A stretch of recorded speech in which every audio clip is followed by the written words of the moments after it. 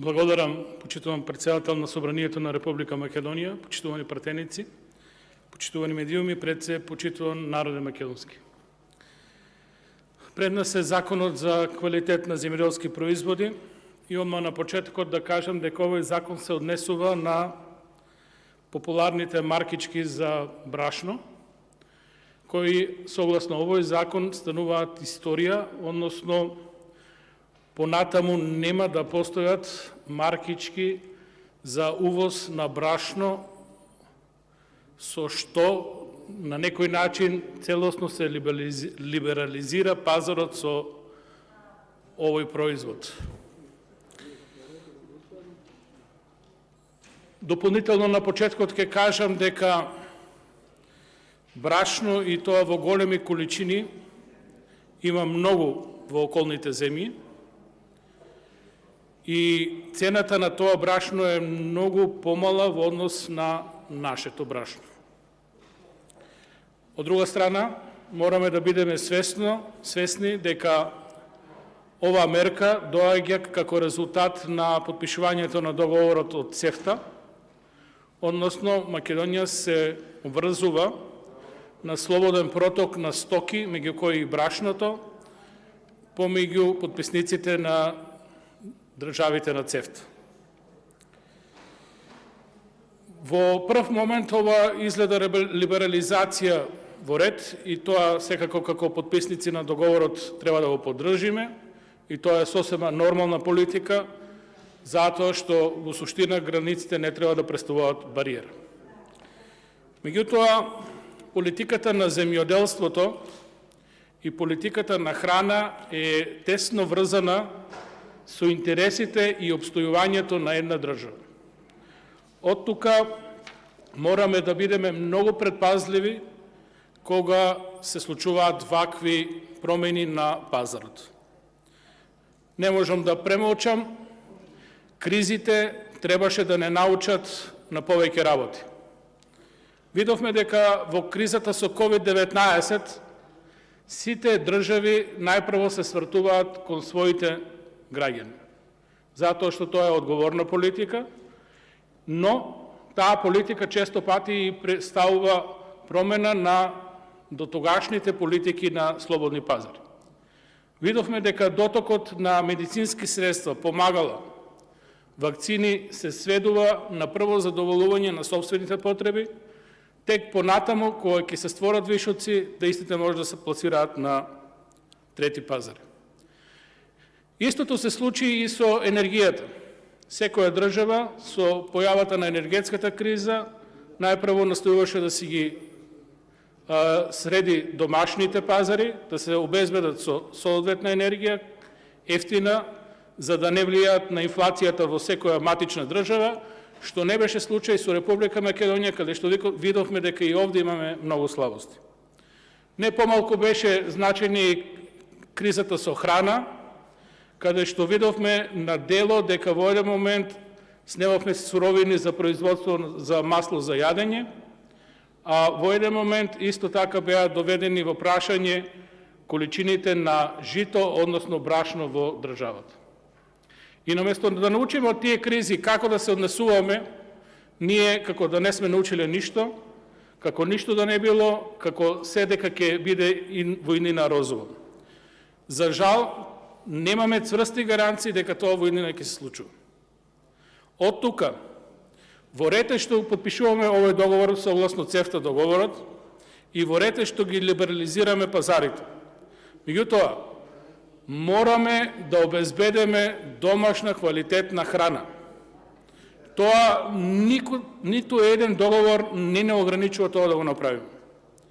Секоја држава си има своји механизми, дозволени согласно ЕУ политиките, согласно ЦЕФТА политиките и останати политики, со кои преку соодветни механизми ќе се најдат прави инструменти да се зачува домашното производство, особено во време на криза, и да се одржува домашното производство на кондиција на обезбедување квалитетна храна, кога би дошла криза, да може соодветно да се постапи.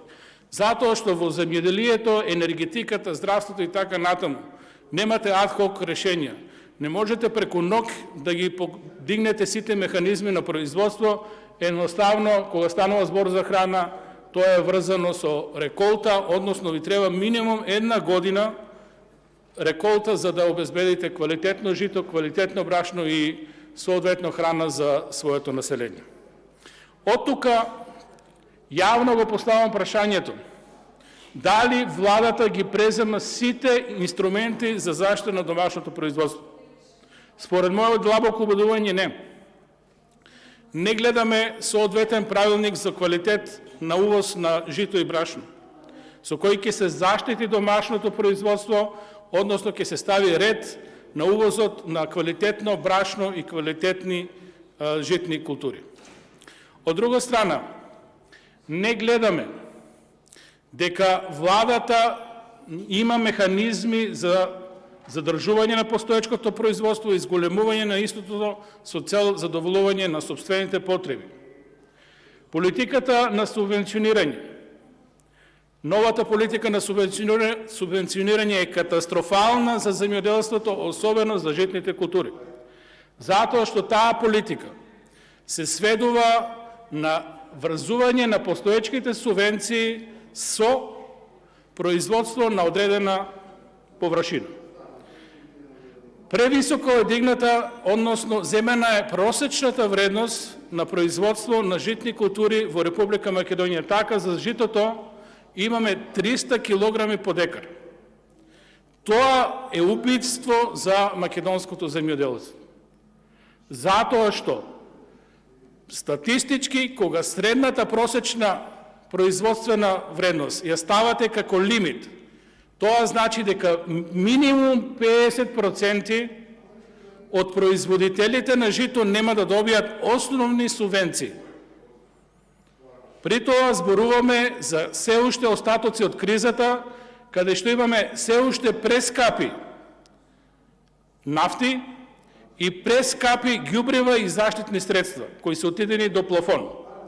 Во такви околности, владата носи мерка, нова политика за субвенционирање на земјоделството, која значи 50% од производството на жито нема да добијат основна субвенција. И тоа ќе бидат производителите на лоши или послабо квалитетни земјишта. Ова е дополнителен притисок врз земјоделството. Многу е за очекување дека со ваквите политики на овие површини во иднина нема да се садат житни култури. Алтернатива за тие површини готово и да немаме. Рано градинарство, овоштарство, лозарство готово да се во изумирање и наместо да го поддржиме барем производството на жито, ние со овие мерки ќе го уништиме жито производството во Република Македонија. Ова е убиствена политика на владата кон земјоделството, кон производството на жито во моменти кога го либерализира пазарот.